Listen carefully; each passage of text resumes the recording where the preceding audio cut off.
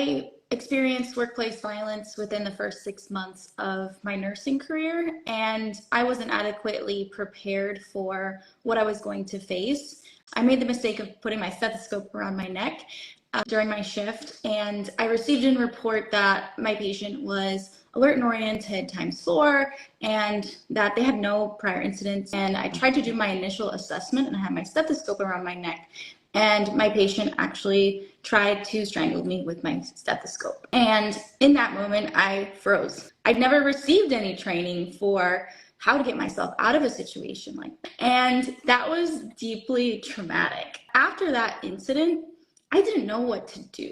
And thankfully, I did report this incident because that helped protect anyone else from the same experience with that patient.